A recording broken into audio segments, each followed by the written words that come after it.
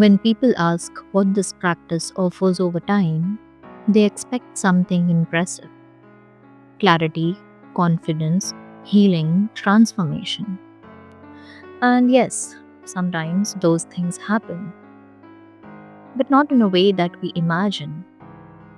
Long term practices don't hand you a new personality, it adjusts your posture toward yourself. And that changes everything very slowly, gradually. In the beginning, writing feels like release. You empty your thoughts, you untangle emotions, you analyze situations. But over months, something more subtle begins to form. You develop continuity with yourself. Most people experience their inner life in fragments. How they felt last month feels distant. Who they were last year feels unrelated. But when you write one page a day, you create a record of your internal seasons. You see patterns in how you respond to stress.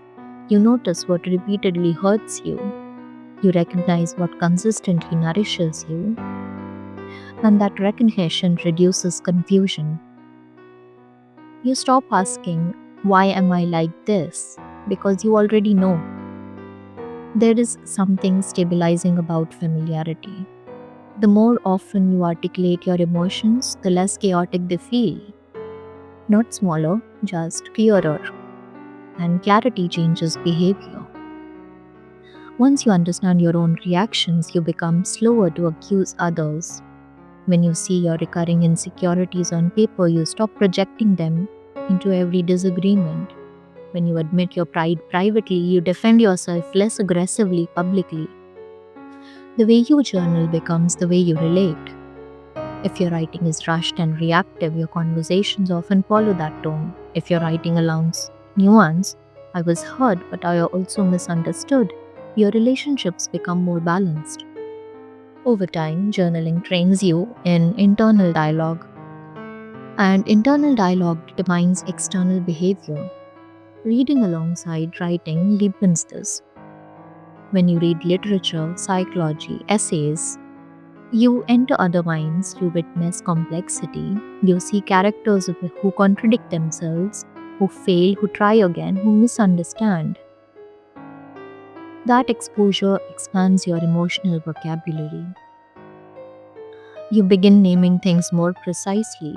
Not just "I'm upset," but "I feel dismissed," or "I feel invisible," or "I feel afraid of losing control."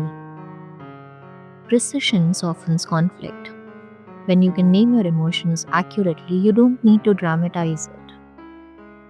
This is one of the long term gifts. You exaggerate less, you react less impulsively, you tolerate discomfort longer. Not because you became enlightened, but because you became literate in your own experience. Another offering of this practice is memory. Not the factual memory of events, but emotional memory. You remember how resilient you have been before. You remember that you have survived similar confusion. You remember that moods pass. So when difficulty appears again, you don't collapse as quickly. There is a quiet confidence that grows. Not loud confidence, not performative self assurance, but a grounding knowing. I have met myself in worse moments. That knowing changes how you show up with others. You don't cling as tightly, you don't panic as easily, you don't demand constant reassurance. Because you have reassured yourself repeatedly on paper. Over time, journaling also reduces the need to prove. When you express your thoughts privately, you feel less urgency to broadcast them publicly. When you process anger in writing, you don't unload it indiscriminately. When you validate your own pain in the page, you stop seeking validation in every conversation. This doesn't make you distant, it makes you measured. And measured behavior builds stronger relationship. Long-term practice also reveals something humbling. You are repetitive. The same themes return, the same doubts, the same fears. At first, this feels discouraging, but eventually it feels human. You stop expecting permanent resolution, you start expecting gradual refinement. Instead of asking, why am I still struggling with this, you ask, how am I handling it differently this time? That shift is maturity. And maturity is not going to announce itself. It shows up in smaller reactions, in shorter arguments, in quicker recoveries. You begin noticing that when once you ruined your entire week, now disturbs only an afternoon. That is change, small in appearance, significant in impact. There's another benefit people don't talk about.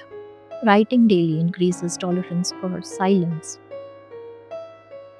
When you sit with a blank page regularly, you become less afraid of empty space, and that transfers into relationships. You allow pauses in conversation, you don't rush to fill awkward moments, you listen without immediately responding. Silence stops feeling threatening, and in silence, you understand more. What this practice offers over time is not perfection, it offers steadiness. A steadier tone, a steadier reaction, a steadier relationship with your own mind. You still feel jealous, anger, insecure, but you recognize them sooner. And recognition softens chaos. Maybe that is the real value. Not that journaling fixes you, but that it familiarizes you. You become someone who has looked at themselves honestly, and honesty reduces fear because what we avoid feels larger than what we face. One page a day does not transform you overnight. It accumulates like sediment, layer after layer of awareness, until one day you notice you're responding instead of reacting, listening instead of defending, reflecting instead of blaming. And it doesn't feel dramatic, it feels normal, it feels like you, which is why it's easy to overlook. So, if you're wondering whether this practice is working, maybe the better question is, are you slightly more aware of your patterns? Are you slightly more patient in conflict? Are you slightly less surprised by your own emotions? If the answer is even slightly yes, then something is shifting. Not loudly but deeply. Close the notebook for today and consider, what part of you has become steadier that you haven't acknowledged yet? Sometimes growth isn't what appears, it's what no longer escalates.